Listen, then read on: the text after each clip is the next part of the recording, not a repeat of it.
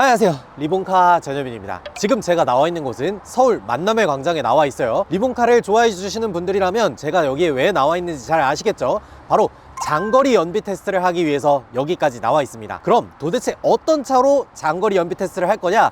바로 렉서스에서 새롭게 출시한 LX700H 차량을 가지고 나왔습니다. 야, 진짜 어마어마한 크기를 자랑하고 있죠. 저도 실물로 처음 딱 봤을 때 야, 차가 정말 어마어마하게 크다, 기골이 장대하다 라는 느낌을 딱 받았던 것 같아요. 근데 이 거대한 차량이 하이브리드 시스템도 탑재하고 있으면서 동시에 매우 강력한 출력을 가지고 있는 엔진도 탑재하고 있거든요. 이 차량을 가지고 서울에서 부산까지 장거리로 연비 테스트를 해보면서 이 차량이 도대체 연비를 얼마나 보여줄 것인지 자세하게 알려드리도록 할게요. 일단은 제원부터 좀 설명을 하자면 이 차량 같은 경우에는 3.5L 트윈 터보 엔진을 가지고 있어서 출력이 무려 400마력이 넘어갑니다. 그리고 각종 오프로드를 위한 장비들을 대거 탑재하고 있어서 아무래도 무게 자체는 살짝 무거운 편이에요. 그래서 공차 중량이 2.8톤이 넘어가고요. 전장 제원도 공차 중량에 맞게 5m가 넘어가는 매우 큰 전장을 가지고 있습니다. 거기에다가 전폭도 어마어마하게 넓어요. 지금 정면에서 보면 이 오른쪽 끝에서부터 왼쪽까지 2m에 달하는 전폭을 가지고 있습니다. 실내에 타보면 제가 2열에 누워가지고 이렇게 쉬어도 될 정도로 굉장히 넓더라고요. 그리고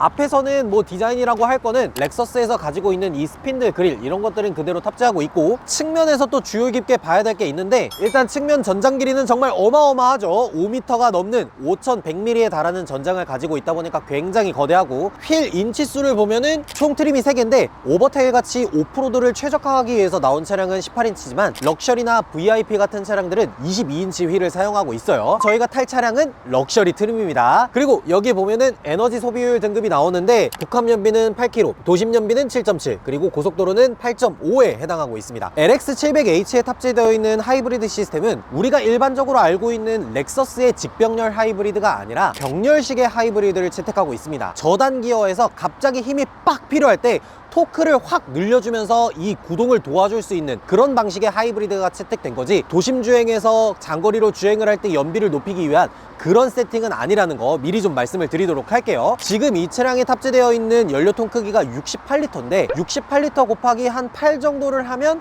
대략 한 540km 정도가 나오거든요. 이거는 사실 서울 부산을 왕복할 만한 이런 연료통 크기는 아니다 보니까 저희가 서울에서 부산까지 가서 다시 풀투풀 주유를 통해서 연비가 얼마나 나오는지 실연비까지 말씀드릴 수 있도록 할게요. 자, 그럼 저 앞에 이제 주유소가 있으니까 저희가 주유 완료하고 출발해 보도록 하겠습니다. 가시죠. 휘발유, 신용카드, 가득. 지금 딸깍 한번 했으니까 2번 마저 하도록 하겠습니다.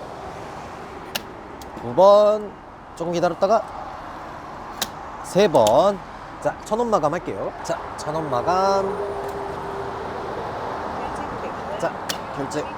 네, 주유까지 모두 완료를 했습니다. 여기 한번 보여주시면 계기판에 주유 게이지가 풀에 다 가득 차 있죠. 주행거리가 311km인데 이거는 지금 평균 연비가 좀 낮게 나온 상태였어서 이렇게 주행 가는 거리가 낮게 나온 거지, 실제로는 이것보단 더 멀리 갈 것 같아요. 그리고 일단 연비라든지 이런 것들 모두 초기화시켜 줘야겠죠. 데이터 삭제. 그리고 이력에 들어가서 여기서도 데이터 삭제하도록 하겠습니다. 리셋 후 평균 연비 0.0km 되어 있죠. 그리고 트립 A도 이렇게 초기화해 주도록 하고 트립 B도 초기화 했어요. 자, 이렇게 해서 세팅 맞춰놓고 주행을 하도록 할 거고요. 그리고 리본카 부산 지점 찍어야겠죠? 저희 리본카 부산 지점 미리 찍어놨는데 383km를 주행해야 된다고 하고 4시간 반 정도가 소요된다고 합니다. 그리고 여러가지 이제 주행 보조와 관련된 것들이 있는데 여기 있는 주행 보조들은 모두 켜놓고 주행을 한다는 거 말씀드리도록 하고, 그리고 저희가 또 설정할 수 있는 것들 중에 공조장치가 있죠. 공조장치는 여기 보이는 것처럼 24도에 오토로 놓고 주행을 하도록 하겠습니다. 지금 비가 와가지고 약간 쌀쌀한 편이에요. 그래서 24도로 놓고 주행을 하도록 하고요. 그리고 지금 여기 보면 드라이브 모드, 뭐 더 크라울링, 크롤, 뭐 MTS 여러 가지가 있는데 우리는 이제 연비를 최대로 뽑을 거니까 에코 모드로 놓고 운행을 하도록 하겠습니다. 지금 여기 보시면 에코 모드로 활성화가 돼 있죠. 여기까지 일단 세팅할 것들 모두 끝내줬고, 아무래도 연비를 높이려고 하다 보면 서스펜션 높이가 좀 낮고 공기 저항을 덜 받아야 유리하겠죠. 그래서 서스펜션 높이 최저 지상고로 지금 설정을 해놨고, 그리고 L4H4라고 해서 디퍼런셜을 로우로 놓을지 하이로 놓을지 놓을지 이런 식으로 돼 있는데 우리는 고속도로를 주행할 거니까 H4로 놓고 주행을 하도록 하겠습니다. 일단 설정할 것들 모두 설정했으니까 출발해 보도록 할게요. 와, 일단 처음 딱 차에 앉아서 이렇게 주행을 하면서 느끼는 건 지금 우리가 세팅해 놓은 지상고 값이 가장 낮음이잖아요. 가장 낮음으로 설정했는데도 불구하고 굉장히 높아요. 어지간한 세단들은 그냥 지붕 위를 보면서 달리고 SUV들도 준중형이나 중형 정도는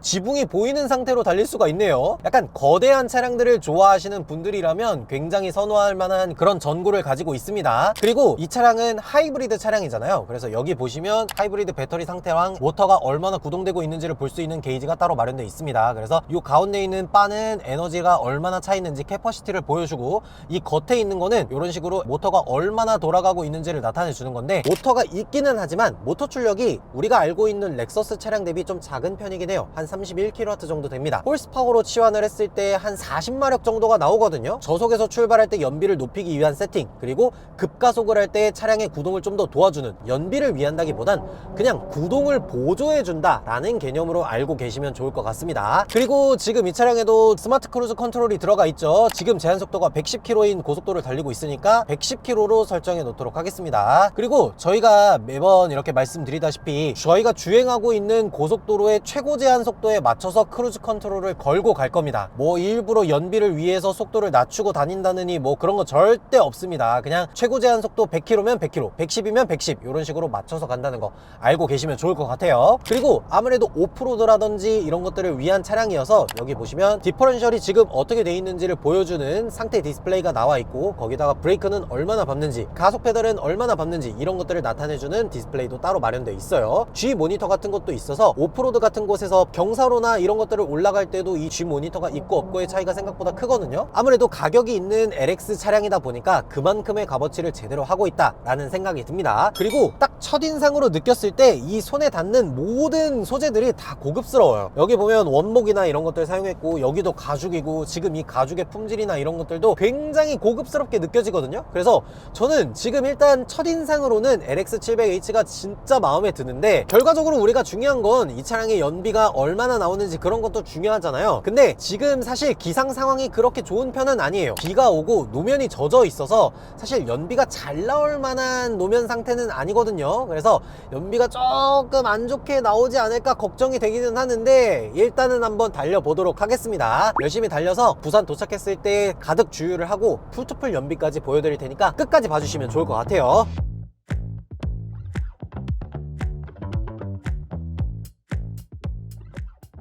네, 저희 지금 열심히 달려서 한 200km 정도를 주행을 했어요. 여기 남은 거리 보면 179km 돼 있고, 트립 A를 보면은 200km를 주행을 했습니다. 그리고 지금 남아있는 연료나 이런 것들을 한번 보여드리면 한 15% 정도 내려온 것 같아요. 그러니까 대략 한 80%가 남아있다라고 뜨는 건데, 보통 이제 우리가 일본 차들 볼 때 약간 이제 역삼각형 연료 탱크를 가지고 있다 뭐 이런 얘기들이 꽤 있잖아요. 그래서 정확한 거는 이걸 좀 더 주행해봐야 알겠지만, 현재로서는 200km를 주행하고 대략 한 80% 정도의 연료가 남아있다라고 보면 될 것 같습니다. 근데 잠깐만, 200km를 주행했는데 80%가 남은 거면 한 번 주유로 1000km를 탈 수 있다는 거 아니야? 이게 말이 되는 건가?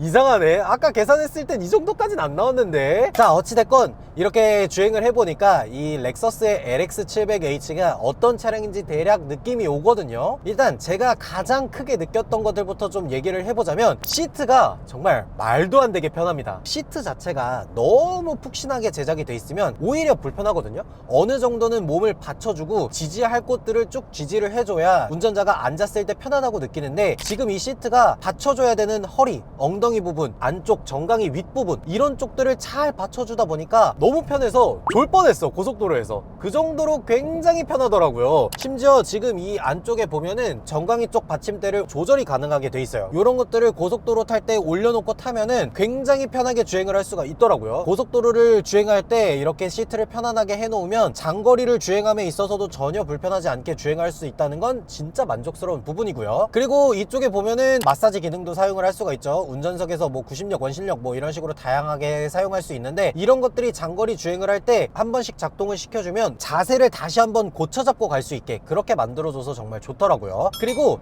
이 승차감이라든지 이런 것들을 좀 얘기를 해보자면, 지금 이 차량이 바디온 프레임 차량이라는 걸 말을 안 해주면 전혀 모를 정도로 굉장히 편안한 승차감을 보여줍니다. 아무래도 여기에는 이 서스펜션의 역할이 굉장히 크겠죠. 우리가 흔하게 렉서스라고 생각을 하면 약간 양탄자를 탄 것 같은 그런 느낌이 생각이 나잖아요. 아무리 렉서스라고 한들 지금 이 차량의 공차 중량이 2.8톤이고 전고가 어마어마하게 높은 거의 1.9m에 가까운 이런 전고를 가지고 있는 차량이 좋은 승차감을 보여주겠어? 라고 약간 반신반의했었는데, 진짜 말도 안 되는 승차감을 보여줍니다. 이게 어떻게 바디온 프레임 자동차야? 라는 생각이 들 정도로 굉장히 스무스한 승차감을 보여주고 있어요. 이 차량이 오프로드를 주행하기 위해서 센터 디퍼런셜, 프런트 디퍼런셜, 뒤쪽 디퍼런셜을 잠그는 기능 뭐 이런 것들이 다 들어가 있지만, 올로드에서 타는 것도 전혀 불편함 없이 잘 탈 수 있게 잘 만들어 놓은 그런 차량이라는 생각이 들어요. 또 하나 승차감이 좋다고 느껴지는 게 뭐냐면, 지금 이 차량은 이중 접합 유리가 굉장히 두껍게 들어가 있습니다. 우리가 고속도로를 길게 달리다 보면 디젤 고배기량 차량들이 정말 많이 지나가거든요. 근데 그런 차량들을 지나갈 때 옆 차량에서 들어오는 소음이라든지 이런 것들도 거의 없고, 큰 차량들 옆을 지나가다 보면 그 차량이 지나가고 난 빈 자리에 공기들이 채워지면서 약간 빨려 들어가는 것처럼 쏠리는 현상이 일어나거든요. 근데 LX700H는 이 자체의 덩치도 굉장히 크거니와 무게감도 있어서 빨려 들어가는 그런 현상 자체가 아예 없어서 정말 안정감 있게 느껴지게 만들더라고요. 고급스러운 편안함을 느끼게 만드는 방법이 뭔지 정말 고민을 많이 한 것 같다는 생각이 들더라고요. 정말 다 좋은데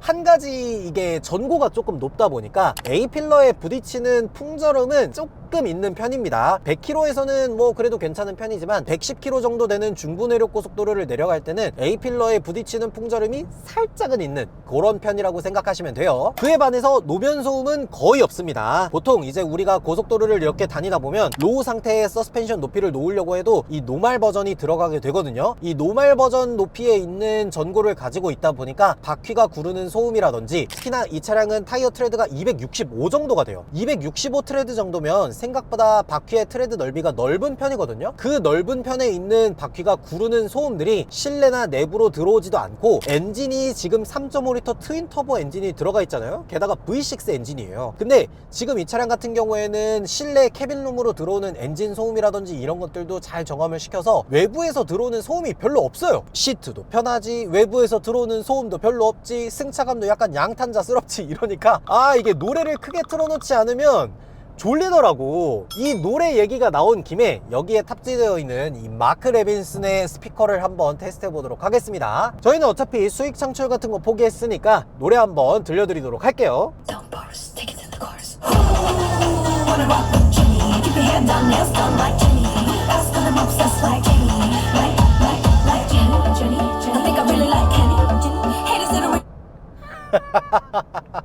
여기 안에 지금 들어가 있는 스피커 개수가 20개가 넘어요. 저는 처음에 우퍼가 되게 약한 느낌인가 싶었는데, 정말 땅땅 때려주는데 문짝이 흔들릴 정도로 베이스를 땅땅 때려주고, 중음, 고음 이쪽 부분들이 굉장히 선명하게 잘 들려 있습니다. 그리고 지금 보면 제 눈에 있는 스피커 개수가 정말 많아요. 여기 앞쪽에만 스피커가 굉장히 많고, 요 위쪽으로도 스피커가 달려있고, 뒤에서도 약간 공간음을 더해주기 위한 스피커들이 잘 달려있어서 정말 만족스러운 스피커가 들어가 있다라는 생각이 듭니다. 확실히 이 가격대가 어느 정도 있는 차량인 만큼 스피커라든지 이런 것들도 정말 많이 신경을 써줬습니다. 그리고 여기에 들어가 있는 이 주행보조 시스템이라든지 이런 것들도 굉장히 잘 작동이 되고 있습니다. 지금 이 차량이 전폭이 거의 2m에 달하다 보니까 차선 중앙 유지라든지 이런 것들이 약간 미흡하면 좌우로 약간 왔다 갔다 하는 모습을 보여줄 만도 한데, 지금 이 차량에 들어가 있는 주행보조 기능들은 차량 중앙 유지, 앞차와의 차간거리 모든 것들을 다 잘 해내고 있습니다. 앞차와의 차량이 좀 급격하게 가까워지더라도 스무스하게 멈췄다가 다시 부드럽게 가속하는, 그렇게 작동하는 것들을 보면 이 차량의 주행보조도 상당히 수준이 높다라고 얘기할 수 있어요. 그런 이 차량이 연비는 얼마나 보여주는지 한번 보면요, 지금 220km를 타고 연비를 보면 10km/L가 나왔습니다. 222km를 주행했는데 평균 연비가 10km/L가 나왔어요. 저희가 지금 주행한 구간들이 중부 내륙 고속도로를 110km로 꽤 오랫동안 주행을 했거든요. 특히나 문경 막 이런 데 보면 오르막길 엄청 엄청나게 높잖아요. 그런 것들을 지나왔음에도 불구하고 리터당 10km면 저는 요 정도면 굉장히 준수한 연비라고 보여집니다. 배기량이 높은 엔진들의 특징이 높은 속도에서 연비가 잘 나온다라는 거잖아요. 3.5L 트윈 터보 엔진, 하이브리드 파워트레인, 거기에다가 10단 자동 변속기, 여러 가지 것들이 맞물리면서 이런 악조건에도 불구하고 연비가 리터당 10km나 나온 거 아닌가, 그런 생각이 들어요. 자, 그리고 지금 저희가 타고 있는 LX700H는 사실 주행 성능이 과연 대단할까 약간 의구심이 드는 차량이기는 해요. 왜 그러냐면 바디온 프레임에 전고가 굉장히 높은 차량이잖아요. 아무래도 민첩함을 느끼기에는 살짝 어려울 것 같긴 한데, 지금 고속도로에서 왼쪽에 차가 없으니까 살짝 급하게 차선 변경을 해보도록 하겠습니다. 가보자. 확실히 롤 자체는 어느 정도 있는 편이긴 합니다. 근데 좀 놀라웠던 거는 무게중심이 꽤 높이 있는 차임에도 불구하고 거동이 이게 맞나? 싶을 정도로 정말 잘 잡아주는 모습을 보여줘요. 한 가지 이제 조금 아쉬울 수 있는 거는 오프로드 주행을 한다거나 약간 사계절 기후에 맞는 그런 타이어를 끼워주고 있거든요. 그러다 보니까 아무래도 급차선 변경을 하거나 했을 때 타이어가 못 버텨준다는 느낌이 살짝 들어요. 만약에 여기서 조금 더 썸머 성향의 타이어를 끼워준다거나 하면은 이것보다 훨씬 더 민첩하게 돌아 나갈 수 있을 거란 생각이 들어요. 근데 롤이 있다는 거는 지금 서스펜션이 약간 무르게 세팅이 돼 있다는 거잖아요. 서스펜션을 스포츠에 놓고 한번 시도해 보도록 하겠습니다. 스포츠 S 플러스를 놓으면은 자세 제어나 이런 것들도 조금 무르게 될 것 같아서 스포츠 S 모드로 놓고 한번 해볼게요. 지금 옆에 차들이 없으니까 시속 100km에서 확실히 에코 모드로 놓고 주행을 할 때보다는 조금 더 단단하게 잡아주긴 합니다. 롤 억제가 훨씬 더 잘 되는 느낌이긴 해요. 만약에 여러분들이 조금 더 스포티한 주행을 한다 라고 하면은 필수적으로 썸머 타이어를 끼우시고 거기에다가 스포츠 S 모드를 놓으면 훨씬 더 단단하게 잘 잡아주는 그런 느낌은 확실히 듭니다. 자, 저희 지금 이제 132km 밖에 안 남았거든요. 열심히 한번 주행을 해보고 연비가 얼마나 나오는지 실연비까지 말씀드릴 수 있도록 하겠습니다.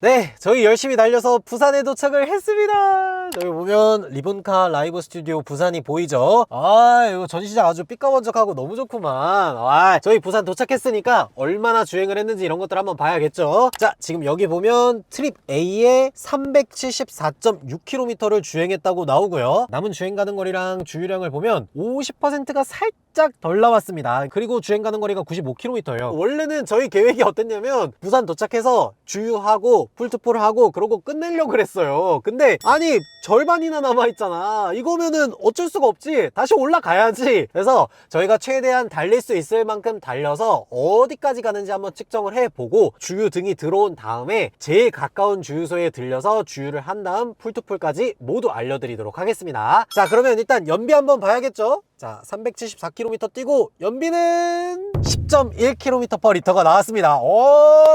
이 차량의 고속도로 공인연비가 8.5km/L잖아요. 근데 그것보다 1.6이 더 잘 나온 거니까 아니 진짜 렉서스는 약간 무슨 연비에 미친 사람들이 들어가 있는 건가? 지금 저희가 서울에서 부산 내려올 동안 리터당 10.1km를 찍었는데 내일 저희가 다시 올라가면서 연비가 또 얼마나 나오는지 지금까지 탔던 이 LX700H의 모든 느꼈던 것들을 다시 한번 종합적으로 정리해서 말씀드리고 거기다가 풀투풀 연비까지 모두 말씀드릴 수 있도록 할게요. 그럼 저희는 여기서 일 좀 보고 내일 다시 한번 촬영해 보도록 하겠습니다. 아, 강제 연장 근무야?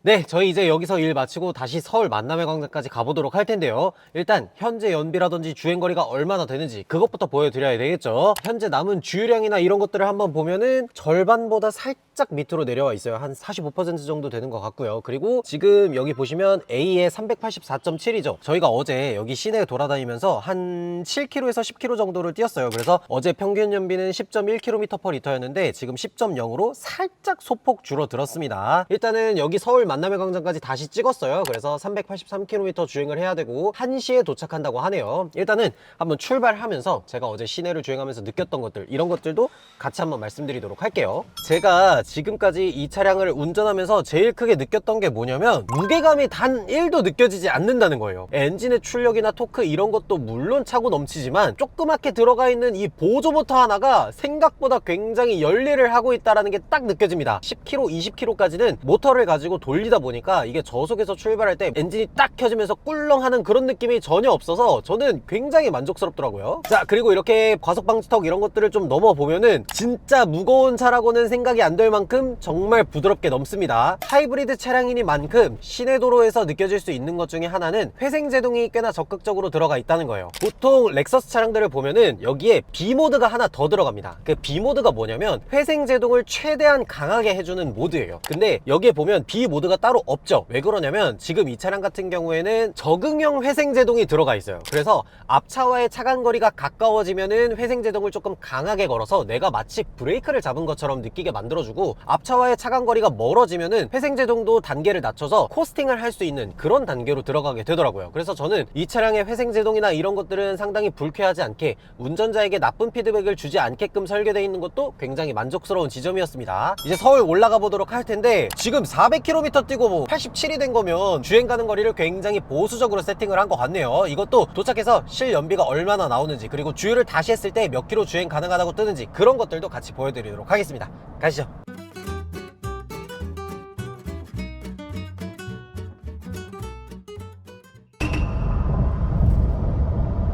네, 저희 열심히 달려서 괴산 휴게소에 도착을 했습니다.